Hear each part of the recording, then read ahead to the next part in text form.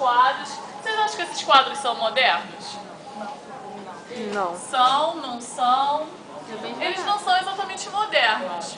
Eles estão aqui para explicar um pouquinho de como esse modernismo surgiu na pintura, nas artes plásticas. Eles não são exatamente acadêmicos. Já ouviram falar da Academia Real de Belas Artes? Ela existia aqui no centro e o estudo era muito clássico, tinha aquele lance do ponto de fuga, perspectiva, tinha meio que uma receitinha para você formar uma paisagem. Mas esses pintores aqui, eles estão pintando ao ar livre. Eles pegaram o material deles, foram para a praia, foram para Niterói, foram para Paquetá e pintaram aquela paisagem que eles estavam vendo. Então, além do constante movimento, imagina como é difícil, né?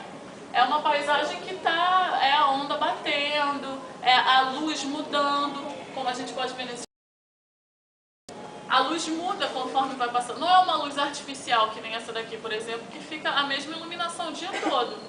Mas a luz do sol não, né? Ele vai dando a volta e vai mudando essa iluminação também. Nesses dois quadros a gente percebe mais uma coisa também, que é tipo uma sementinha do modernismo que está surgindo nas artes plásticas, que é a questão da iluminação dos trópicos, que é diferente da Europa, que normalmente é tudo mais cinzento, mais nublado. Aqui as cores são mais exuberantes. Então a gente já está prestando atenção nisso também. Na questão da vegetação, da iluminação, das cores que isso traz. Nesse quadro aqui a gente percebe muito... Pode se aproximar, gente, vocês estão tão distantes. Quando vem criança pequenininha aqui, eles ficam assim, colados na parede. Aí a gente tem que pedir para afastar. Aí quando vem o público mais velho, eles ficam muito longe. Aí a gente aproxima para poder ver assim a marca da tinta. A gente chama de massa pictórica isso. Porque assim, antigamente as pinturas, nesses cânones da academia que eu citei para vocês, a intenção do artista era ser naturalista. Era retratar aquilo ali como se fosse uma ilusão, como se fosse muito real. Então existe uma técnica que eu não sei se vocês já ouviram falar, do esfumato, que vai deixando a tinta bem... não deixa textura de tinta, né? E tem essa coisa de ser ilusória. Aqui a gente já consegue ver a massa de tinta. Naquele lá muito também, ela forma uma textura dentro da tela. Porque vocês têm história da arte? Não. Mas assim, já conhecem o impressionismo? Então, porque aí com o surgimento da fotografia, o artista perde um pouco essa obrigação de ser realista, de fazer aquilo, né, com esses aspectos que eu falei, ilusório, realmente de parecer real e tudo mais. Então eles passam a se preocupar com a questão da própria pintura, de representar aquele plano na pintura. É aí que vem as distorções que a gente conhece.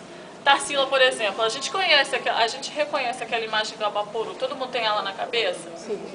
A gente reconhece aquilo como uma figura humana, não é? Mas é uma figura humana que a gente veria caminhando na rua, com aquele pezão pulando com a cabecinha?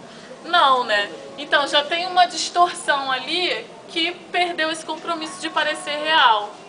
E é isso que a gente começa a ver um pouquinho aqui nesses primeiros quadros que eu mostrei pra vocês.